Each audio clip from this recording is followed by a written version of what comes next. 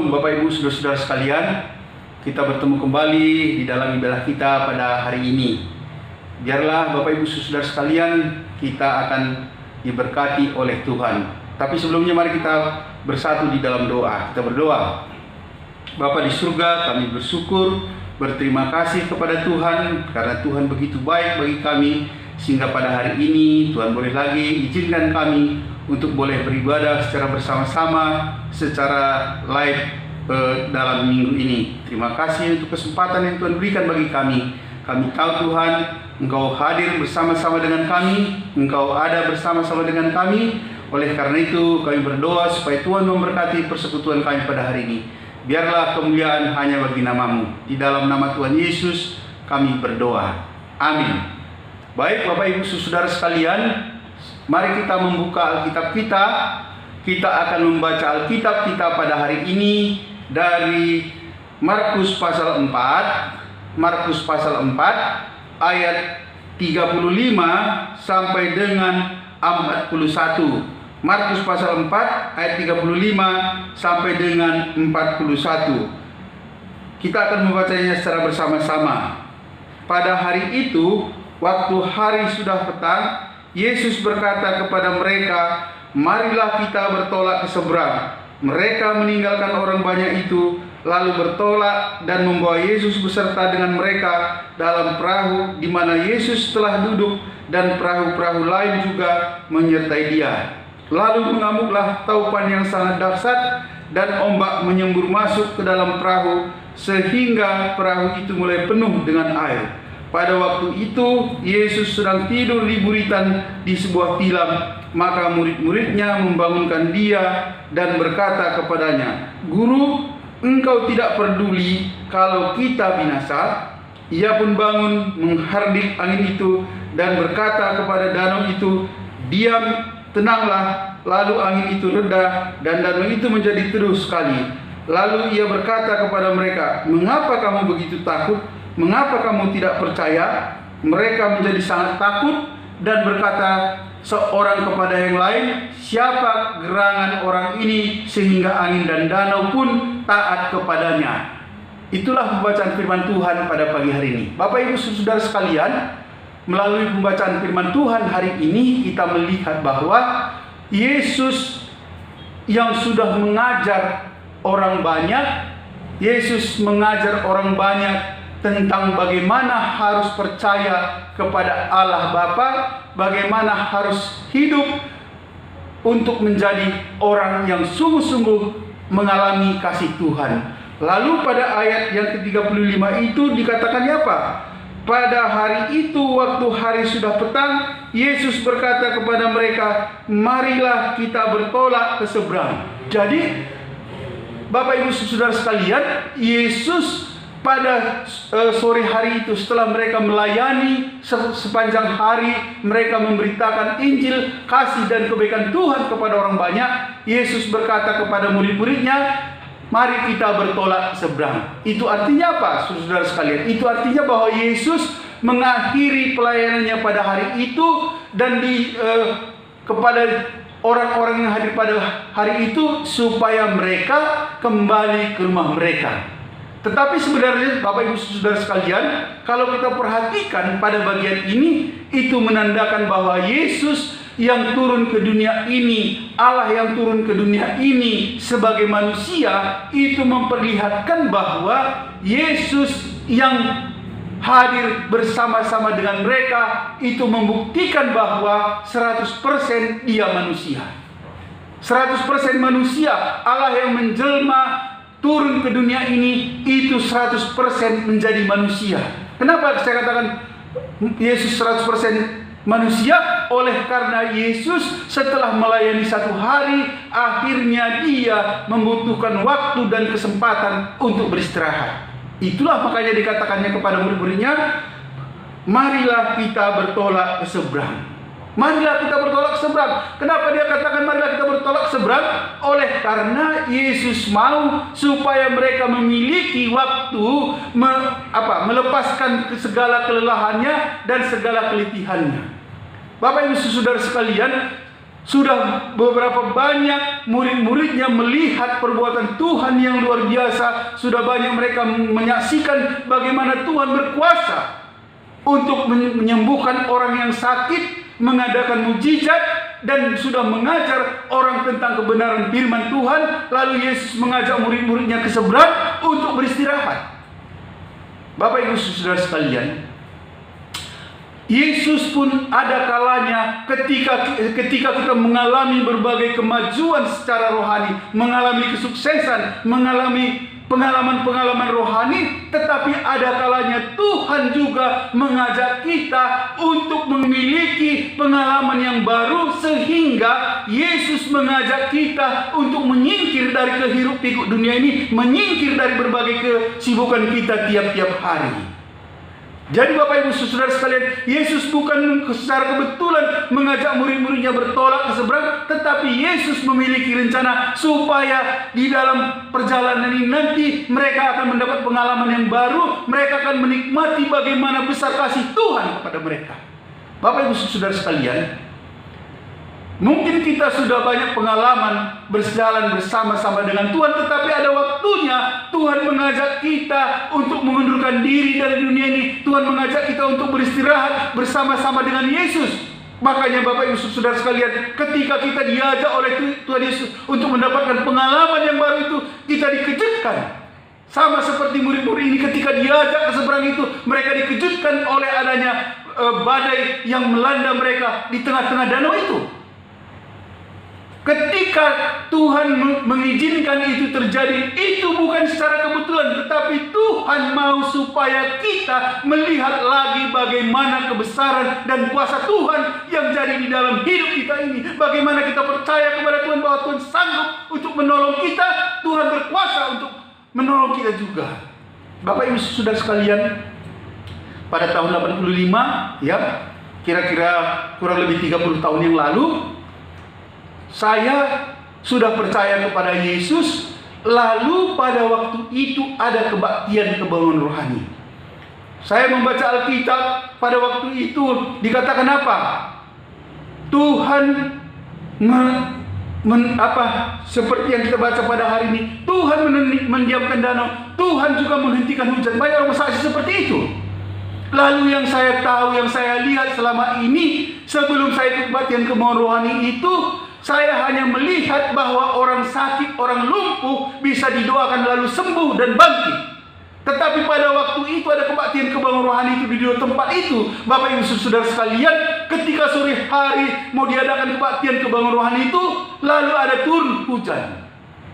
Lalu pembawa acara katakan begini, mari kita berdoa supaya hujan pada sore hari ini tidak turun di tempat ini. Lalu pada waktu itu kami berdoa di dalam nama Tuhan. Lalu dikatakan apa? Dalam nama Yesus, hujan tidak boleh turun di tempat ini, turun di tempat lain. Waktu dia katakan amin, lalu ada angin kencang yang berhembus menghalau hujan itu ke tempat lain. Lalu pada waktu itu saudara-saudara sekalian, hati saya bergetar dan saya mengakui bahwa Tuhan itu memang dahsyat, memang luar biasa, sanggup untuk menolong, mengubahkan situasi yang yang menakutkan itu menjadi situasi yang tenang. Lalu besok harinya lagi saudara sekalian, itu tiba-tiba hujan deras luar biasa. Lalu banyak orang yang hadir, karena pada waktu itu kebaktian kemohonan itu dilakukan di lapangan terbuka. Lalu ada banyak orang yang memasang payungnya. Lalu seorang hamba Tuhan dan pembawa acara berdiri di atas mimbar, lalu dia katakan, mari Bapak Ibu saudara-saudara sekalian, tutup payungmu, hujan tidak turun di tempat ini. Lalu dia katakan, dalam nama Tuhan Yesus, di tempat ini tidak boleh turun hujan, karena firman Tuhan akan diberitakan. Dalam nama Yesus, hujan berhenti di tempat ini, di tempat lain boleh turun hujan. Lalu Bapak Ibu saudara sekalian, ada orang di samping saya tertawa. Dia katakan apa? Wah, ini mana bisa dihentikan hujan ini, kalau ini musim hujan katanya. Lalu saya katakan, kemarin itu walaupun hujan, berhenti hujannya, tapi hari ini juga Tuhan akan hentikan itu. Tidak lama kemudian saudara-saudara sekalian dikatakan, jangan ada lagi, buka payungnya, tutup semua payungnya. Lalu waktu payung ditutup, semua tidak ada lagi yang membuka payungnya. Lalu hujan berhenti. Jadi Bapak Ibu Saudara sekalian, ada kalanya Tuhan mengajak kita mengundurkan diri dari kesibukan kita. Ada kalanya Tuhan mengajak kita untuk meninggalkan segala kesuksesan kita, supaya kita bisa melihat ada kasih, ada kebaikan Tuhan, ada pengalaman rohani yang baru yang Tuhan mau nyatakan kepada kita. Itulah yang Tuhan Yesus kerjakan bagi murid-muridnya di tengah danau itu. Saudara-saudara sekalian, tidak semua orang memiliki pengalaman yang seperti ini. Tidak semua orang akan menikmati mukjizat yang dikerjakan Tuhan kepada mereka pada waktu itu, karena banyak orang yang ikut mendengarkan pengajaran Yesus sebelumnya, tetapi tidak semua turun serta. Tetapi Yesus hanya menyuruh murid-muridnya supaya bertolak ke seberang, lalu dia hadir bersama-sama dengan mereka. Lalu ketika mereka di tengah danau itu, Alkitab mencatat Yesus tertidur, lalu katakannya apa? Lalu mengamuklah topan yang sangat dahsyat, dan ombak menyembur masuk ke dalam perahu, sehingga perahu itu mulai penuh dengan air. Bapak Ibu Saudara sekalian, kita pun diizinkan Tuhan, ketika kita dipanggil Tuhan, diajak Tuhan untuk meninggalkan segala kesibukan kita, untuk meninggalkan zona nyaman kita, supaya kita memiliki pengalaman baru yang lebih dalam lagi, supaya iman kita lebih tertancap lagi, lebih dalam lagi. Jadi Tuhan tidak mau kita hanya mengerti kemahakuasaannya dari satu sisi. Nah, lihatlah apa kata murid-murid ayat 41 itu. Mereka menjadi sangat takut dan berkata seorang kepada yang lain, siapa gerangan orang ini sehingga angin dan danau pun taat kepadanya. Jadi mungkin selama ini Bapak Ibu Saudara sekalian, mereka mengenal Yesus ini sebagai guru dan bisa menyembuhkan orang sebagai tabib, tetapi mereka tidak tahu atau belum percaya atau belum paham, belum mengerti bahwa Yesus ini adalah Allah yang turun menjelma menjadi manusia. Dan pada waktu itu Yesus yang adalah Allah yang menjelma menjadi manusia itu menyatakan dirinya bahwa aku adalah Allah yang turun ke dunia ini supaya semua orang yang percaya kepadaku tidak binasa melainkan beroleh hidup yang kekal. Jadi pada hari ini Bapak Ibu Saudara sekalian, kita melihat pada bagian ini bahwa di dalam ayat 41 itu Yesus menyatakan dirinya adalah sebagai Allah. Itu membuktikan bahwa Yesus adalah Allah, dengan dia bisa menenangkan danau itu, lalu danau itu menjadi teduh. Selama ini orang berpikir bahwa tidak mungkin hal-hal yang seperti itu dikerjakan oleh para nabi, para guru, para tabib. Tetapi hari ini Yesus mau mengajak murid-muridnya supaya mereka bukan hanya mengetahui bahwa Yesus itu guru dan tabib, tetapi mereka diajak oleh Yesus supaya mereka tahu bahwa Yesus itu adalah Tuhan yang berdaulat, berkuasa, sanggup untuk mengubahkan, sanggup menguasai semua ciptaannya.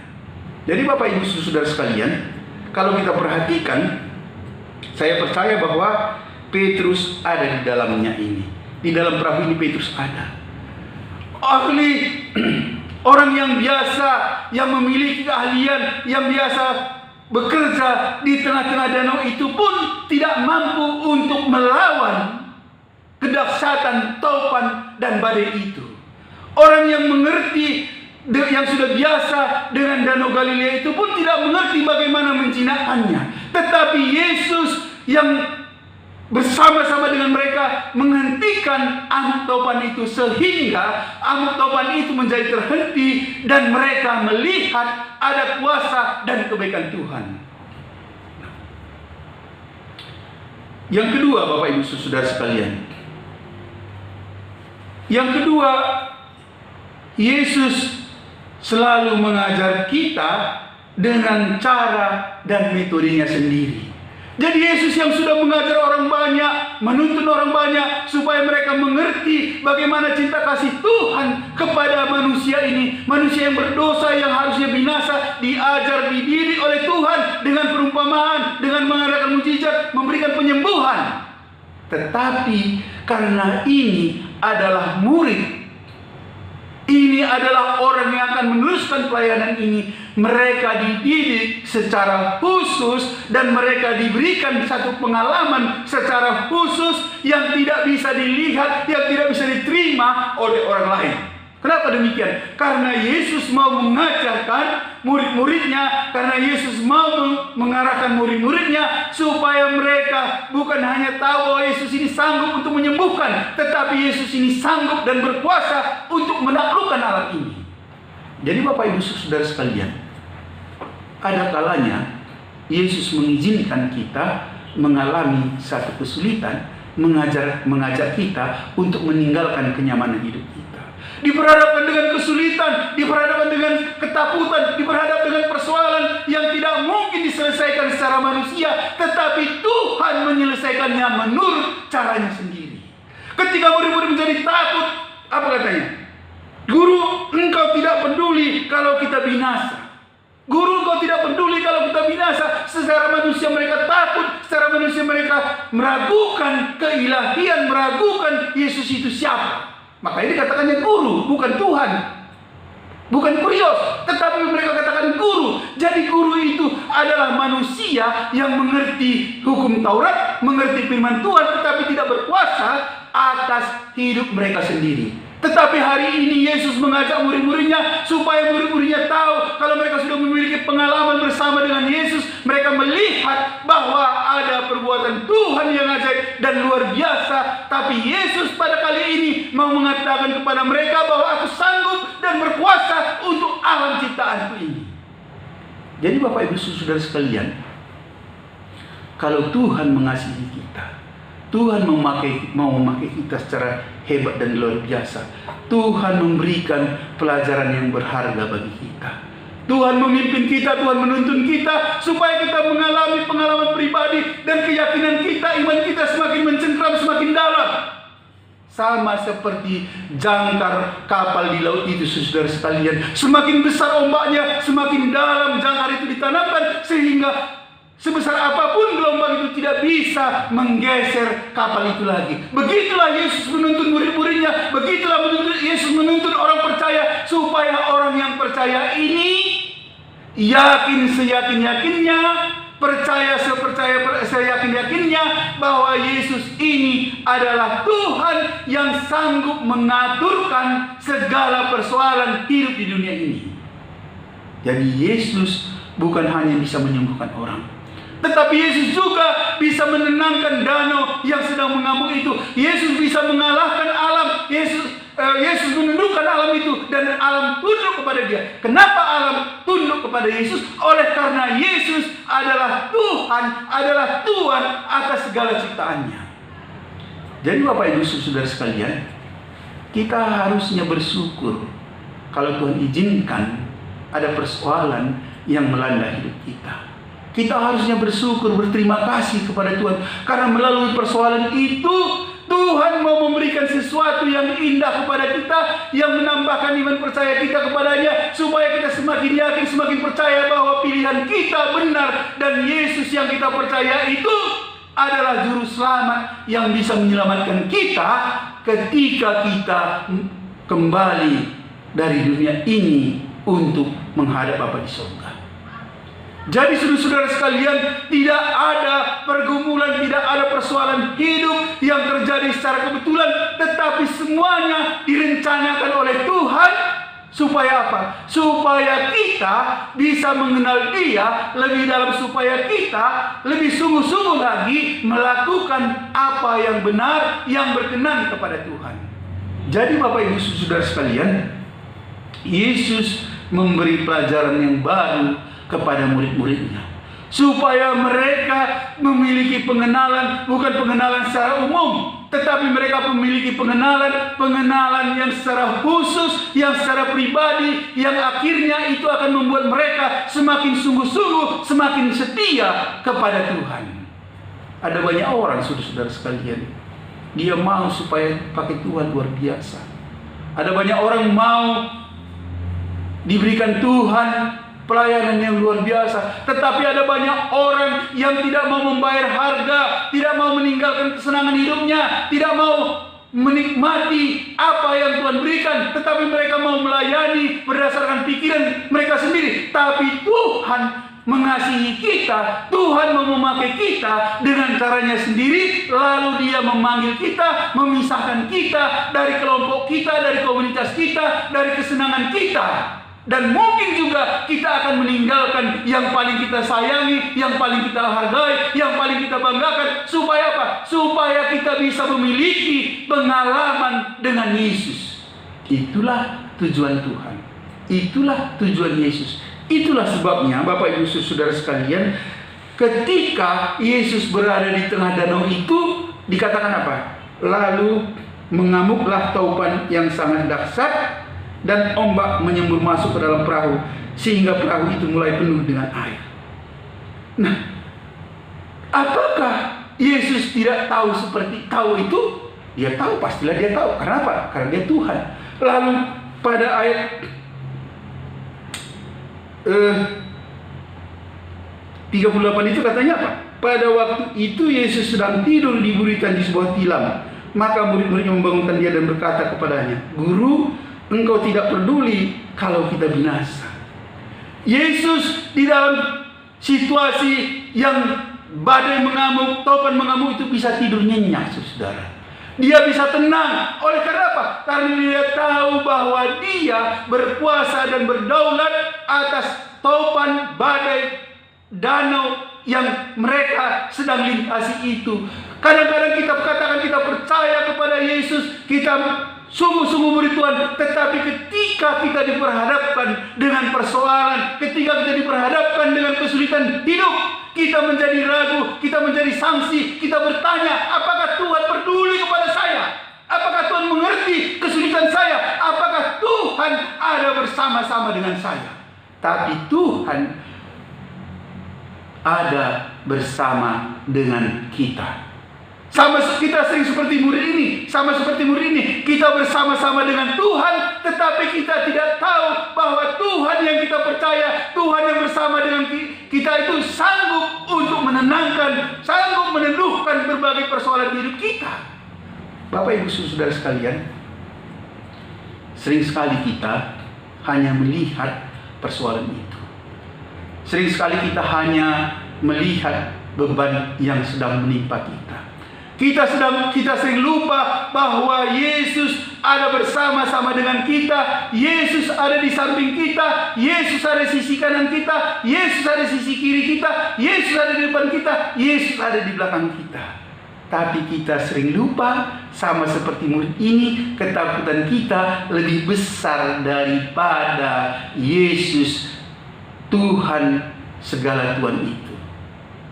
Kita lupa bahwa Yesus yang kita percaya itu adalah Tuhan yang berdaulat atas ciptaannya, Tuhan yang peduli kepada orang-orang yang dikasihinya, Tuhan mengerti pergumulan kita, Tuhan tahu apa yang menjadi beban hidup kita. Murid-muridnya berkata kepada Yesus seperti orang tidak punya pengharapan. Katanya, "Guru, engkau tidak peduli kalau kita binasa." Wah, waktu saya baca ini, saudara sekalian, saya menjadi bingung. Kenapa ya? Dalam pikiran saya, orang yang sudah bersama-sama dengan Yesus, mengadakan mukjizat, mendengarkan Yesus, mengadakan pengajaran, tetapi hatinya masih ragu lagi. Jadi saudara-saudara sekalian, mungkin mereka ini selalu berpikir hanya sebatas Yesus ini sebagai guru, Yesus ini sebagai tabib. Tapi hari ini Yesus mengajak mereka supaya pengalaman mereka semakin tinggi lagi, semakin dalam lagi, sehingga Yesus mau mengatakan kepada mereka bahwa aku bukan hanya sebatas guru, aku bukan hanya sebatas tabib, tetapi aku Tuhan yang berkuasa, berdaulat atas ciptaanku. Itulah yang Tuhan mau katakan kepada murid-murid, sehingga ketika mereka panik, gelisah, Yesus bisa tertidur tenang. Apakah Yesus tidak peduli dengan mereka? Apakah Yesus tidak tahu apa yang sedang terjadi? Pastilah Yesus tahu, Yesus peduli dengan mereka, karena tidak ada di dunia ini satupun yang terjadi tanpa seizin dan sepengetahuan Yesus. Tidak ada satupun yang terjadi di tengah-tengah dunia ini tanpa seizin dan sepengetahuan Tuhan. Semuanya di bawah kendali Tuhan, semuanya di bawah kontrol Tuhan, semuanya di bawah pengawasan Tuhan. Nah, Bapak Ibu Saudara sekalian, ketika diperhadapkan dengan persoalan itu, Yesus dengan tenangnya berkata, ia bangun, menghardik angin itu dan berkata kepada danau itu, diam, tenanglah. Lalu angin itu reda dan danau itu menjadi teduh sekali. Ketika Yesus katakan diam, tenanglah, lalu danau itu menjadi teduh sekali. Jadi Bapak Ibu Saudara sekalian, ketika kita datang kepada Yesus dan Yesus hadir di tengah-tengah kita, kehadirannya itu memberikan ketenangan kepada kita. Nah, makanya Bapak Ibu Saudara sekalian, ketika kita menghadapi persoalan hidup, ketika kita mengalami pergumulan, jangan lari kepada pengetahuanmu, jangan lari kepada pengalamanmu, jangan berbicara dengan orang-orang yang yang katakan bisa memberikan solusi jalan keluar dari persoalanmu. Tapi murid-murid ini membangunkan Yesus, mengingatkan Yesus bahwa kita ini dalam keadaan kesulitan, dalam keadaan bahaya. Lalu Yesus bertindak. Nah, Bapak Ibu Saudara sekalian, yang terakhir, Yesus menyatakan kemahakuasaannya. Itulah di dalam ayat 39 itu, ia pun bangun, menghardik angin itu dan berkata kepada danau itu, diam, tenanglah. Lalu angin itu reda dan danau itu menjadi teduh sekali. Lalu ia berkata kepada mereka, mengapa kamu begitu takut? Mengapa kamu tidak percaya? Jadi rupanya Bapak Ibu Saudara sekalian, pengalaman mereka selama ini tidak membuat mereka akhirnya sungguh-sungguh percaya kepada Yesus. Ternyata sebagai manusia mereka masih memiliki ketakutan, sebagai manusia mereka masih menyaksikan akan kematian itu. Nah, Bapak Ibu Saudara sekalian, Yesus mengajak muridnya pergi dari seberang, pergi ke satu tempat itu supaya mereka memiliki pengalaman, supaya mereka tahu bahwa Yesus itu adalah Tuhan Allah yang Maha Kuasa, yang berkuasa, yang berdaulat atas ciptaannya. Jadi Yesus mengajak murid-muridnya supaya mereka melihat bagaimana kemahakuasaannya. Yesus mau menyatakan kepada mereka, inilah Dia. Tetapi Yesus menyatakan kemahakuasaannya, menyatakan kebesarannya, mengatakan kemuliaannya itu menurut cara dan metodenya sendiri, bukan menurut cara dan pikiran manusia. Tapi Yesus menyatakan itu supaya orang yang sudah ikut bersama dengan Dia memiliki satu keyakinan bahwa yang mereka percaya, yang mereka sembah, yang mereka ikuti itu adalah Allah yang menjelma menjadi manusia. Bapak Ibu Saudara sekalian, pernahkah kita merenungkan ini? Tuhan izinkan kesulitan yang terjadi kepada kita, sama seperti halnya pandemi COVID ini. Bapak Ibu Saudara sekalian, siapapun tidak pernah membayangkan kejadian seperti ini. Tetapi dengan adanya pandemi COVID ini, sekarang pemberitaan Injil dilakukan melalui live streaming, melalui internet dan berbagai cara, sehingga orang yang tadinya menutup hati, menutup mata, akhirnya bisa mendengarkan Tuhan berbicara kepada mereka. Dan akhirnya ada banyak orang mendengarkan Injil. Orang yang tadi tidak punya waktu untuk mendengarkan firman Tuhan, Tuhan pakai itu supaya mereka akhirnya boleh mencari Tuhan. Jadi Bapak Ibu Saudara sekalian, kalau kita renungkan pada bagian ini, cara Tuhan tidak pernah kita ketahui, cara Tuhan tidak pernah terpikirkan oleh kita, bagaimana Tuhan memperdalam iman kita supaya kita semakin percaya kepadanya. Kalau pada waktu sekarang ini, uang banyak tidak membuat orang semakin bersukacita. Harta yang melimpah tidak membuat orang bersukacita. Kenapa? Karena harta yang banyak, uang yang melimpah itu tidak bisa lagi dinikmati. Kenapa tidak bisa dinikmati? Karena engkau dibatasi, pergi ke sana, pergi ke sini. Adapun uangmu banyak, tetapi kau tidak bisa mengadakan perjalanan jauh. Ada usahamu, akhirnya usahamu pun tidak bisa berjalan dengan baik. Ada pekerjaan-pekerjaan yang harus kau kerjakan, itu pun ditunda. Tetapi Tuhan mengizinkan itu semuanya terjadi supaya manusia boleh menyadari, boleh memikirkan kembali bahwa Tuhan berkuasa dan berdaulat atas hidup kita. Bapak Ibu Saudara sekalian, ketika kita menghadapi kesulitan, ketika kita menghadapi persoalan hidup, kita harus sama seperti murid-murid ini, berteriak memanggil Dia. Kita katakan, Tuhan, keadaanku seperti ini sekarang Tuhan, inilah kesulitanku Tuhan, tolonglah aku Tuhan. Sehingga apa? Sehingga kehadiran Yesus itu akan membawa ketenangan di dalam hidup kita. Mungkin kita selama ini sudah memiliki pengalaman dengan Tuhan, mungkin kita sudah banyak berbuat untuk Tuhan, tetapi Tuhan mau supaya kita bukan hanya hidup di dalam pengalaman kita yang lama itu, tetapi Tuhan mau mengajak kita kepada hal yang lebih hebat, yang lebih luar biasa. Dan Tuhan mau menguji, memurnikan hati kita, apakah hati kita sungguh-sungguh tertuju kepada Tuhan. Mari kita berdoa. Tuhan, terima kasih untuk firman-Mu yang sudah boleh kami dengarkan pada pagi hari ini. Biarlah Tuhan kami meyakini kehadiran Tuhan akan membawa ketenangan di dalam hidup kami. Kami juga meyakini bahwa kesulitan yang Tuhan izinkan terjadi pada saat ini, Tuhan sedang membawa kami menyeberangi Danau Galilea itu, karena Tuhan mau supaya kami memiliki pengalaman yang baru lagi bersama dengan Tuhan. Bukan pengalaman biasa-biasa, tetapi pengalaman dahsyat yang membuat kami semakin sungguh-sungguh mencintai Tuhan, semakin sungguh-sungguh menikmati kasih dan kebaikan Tuhan. Terima kasih untuk firman Tuhan pada hari ini. Biarlah firman-Mu ini meneguhkan hati kami.